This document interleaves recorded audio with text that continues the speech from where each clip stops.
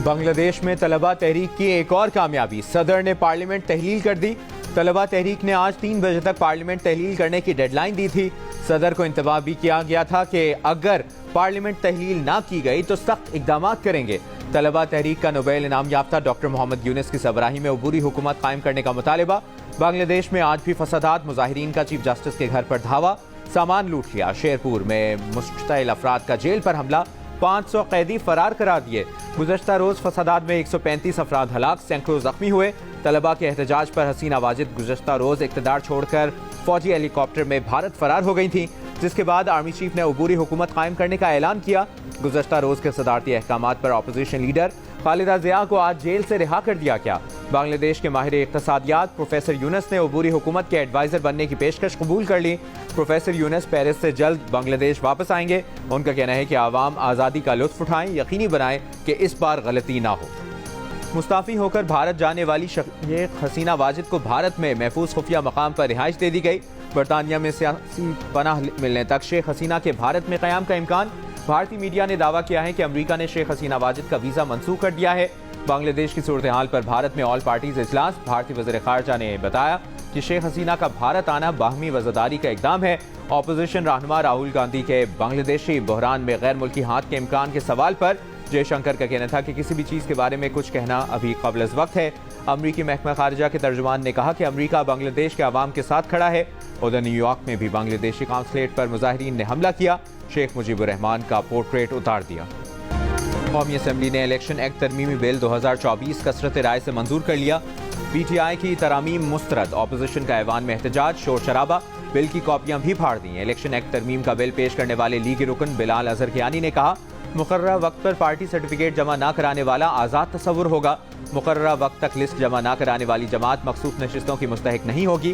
कोई भी शख्स एक मरतबा आज़ाद उम्मीदवार किसी जमात को ज्वाइन कर ले तो नाकाबिले वापसी होगा। कौमी असम्बली में पेश करदा बिल कायमा कमेटी 31 जुलाई को मंजूर कर चुकी। हुकूमत की जानिब से ये तरामीम उस वक्त मुतारिफ कराई गई जब सुप्रीम कोर्ट ने मखसूस नशिस्तों से मुतालिक 12 जुलाई के फैसले में अपोजिशन अरकान को सियासी जमात में शमूलियत के लिए 15 दिन की मोहलत दी थी। तहरीक इंसाफ ने इलेक्शन एक्ट में तरमीम को सुप्रीम कोर्ट में चैलेंज करने का ऐलान कर दिया। चेयरमैन PTI बैरिस्टर गौहर ने कहा कि सुप्रीम कोर्ट इस गैर कानूनी और बदनीयती पर मबनी कानून साजी को मुस्तरद कर देगी। पार्लियामान सुप्रीम जरूर है मगर आइन की तशरीह सुप्रीम कोर्ट का इख्तियार है। सुप्रीम कोर्ट ने जो आइन की तशरीह की वो हतमी है, पार्लियामान की कानून साजी से खत्म नहीं हो सकती। ये बिल हुकूमत के लिए निशान इबरत बनेगा। शहबाज शरीफ हसीना वाजिद को फ़ोन करके जाने का तरीका और रास्ता पूछ लें। सियासी जमात को स्पेस नहीं देंगे तो ये स्पेस कोई और लेगा और अंजाम हसीना वाजिद वाला होगा।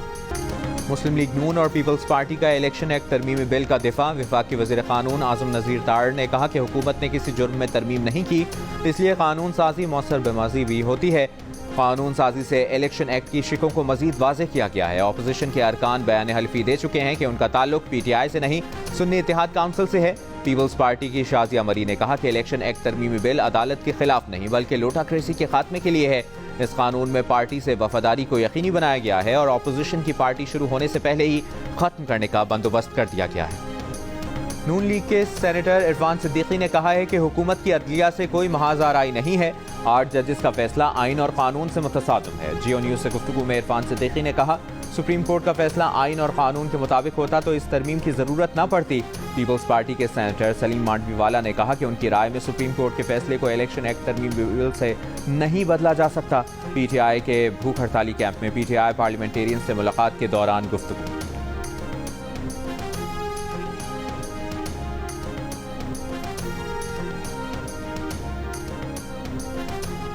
हुकूमत का FBR की जामे डिजिटाइजेशन करने का फैसला। वज़ीर आज़म शहबाज शरीफ ने टास्क फोर्स के क़याम की मंजूरी दे दी। टास्क फोर्स FBR की डिजिटाइजेशन के लिए ज़रूरी पॉलिसी इक़दाम तजवीज़ करेगी। डेटा ऑटोमेशन पर अमल दरामद और सॉफ्टवेयर सोल्यूशंस भी TOR का हिस्सा है। वज़ीर आज़म ने टास्क फोर्स को डेटा को सूबों की रेवेन्यू अथॉरिटीज़ और वजारतों, सरकारी महकमों के साथ हम आहंग करने की भी जिम्मेदारी दे दी। टास्क फोर्स टैक्स की बुनियाद को वसअत देने के लिए कौमी शनाख्ती कार्ड को सिंगल बुनियादी शनाख्त बनाकर ऑडिट करेगी। टास्क फोर्स सप्लाई चेन की ऑटोमेशन भी करेगी। 10 रुकनी टास्क फोर्स के चेयरमैन वज़ीर मुमलिकत बराए खजाना और रेवेन्यू अली परवेज मलिक होंगे।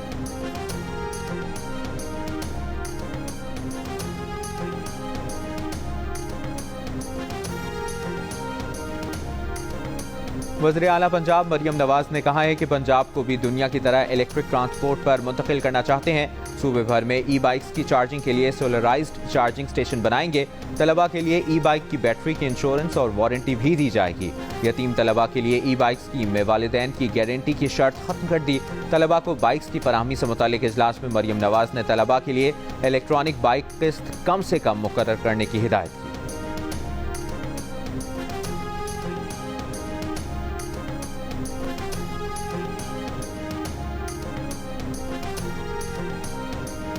तहरीक इंसाफ के चेयरमैन बैरिस्टर गौहर और शेर अफजल मरवत की मुलाकात।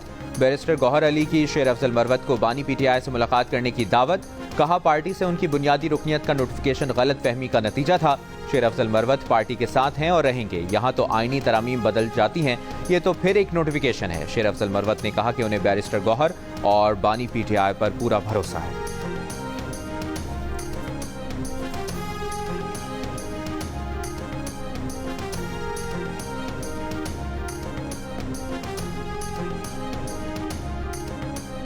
इस्लामाबाद की इंसदाद दहशतगर्दी अदालत ने पाकिस्तान तहरीक इंसाफ के मरकजी सेक्रेटरी इतलात रऊफ हसन की दरखास्त जमानत मंजूर कर ली।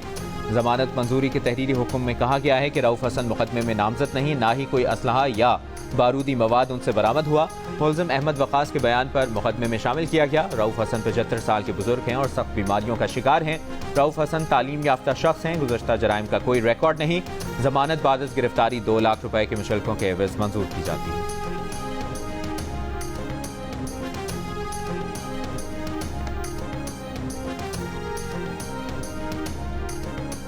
रवा माह के आखिर तक IMF एग्जेक्टिव बोर्ड से स्टाफ लेवल मुआहदे की मंजूरी हो जाएगी। IMF एग्जेक्टिव बोर्ड से मुआहदे की मंजूरी के बाद क्लाइमेट फाइनेंसिंग पर भी बात की जाएगी। वज़ीर ख़जाना मोहम्मद औरंगज़ेब का तकरीब से खिताब। कहा पाकिस्तान में आबादी बहुत ज़्यादा बढ़ चुकी, मुल्क में आबादी बढ़ने का बम फट चुका है। पाकिस्तान को मौसमियाती तब्दीली के असरात से बचने के साथ आबादी को कंट्रोल भी करना होगा।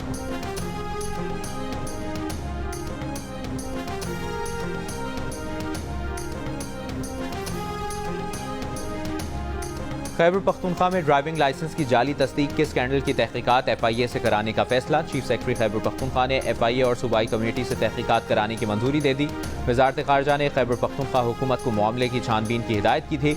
हांगकॉन्ग और ऑस्ट्रेलिया में पाकिस्तानी शहरियों को जाली लाइसेंसेस जारी किए गए थे।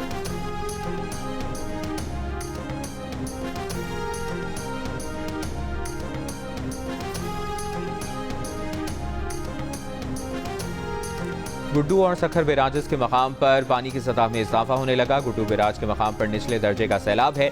निचले दर्जे का सैलाबी रेला 12 घंटे में सखर बैराज से गुजरेगा। रोहड़ी केनाल में अटेरो लाल के मकाम पर भी शिगाफ पड़ने का खदशा। DC मुटियारी ने कहा कि अटेरो लाल की तरफ के पुश्ते इंतहाई कमजोर हो गए।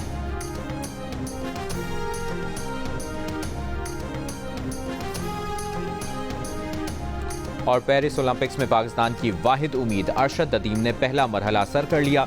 जेवलिन थ्रो के पहले राउंड में 86.59 मीटर दूर तक नेजा फेंक कर फाइनल राउंड में पहुंच गए। भारत के नीरज चोपड़ा भी अगले मरहले में पहुंच गए। फाइनल राउंड 8 अगस्त को होगा। अरशद अदीम मेडल के लिए मुकाबला करेंगे।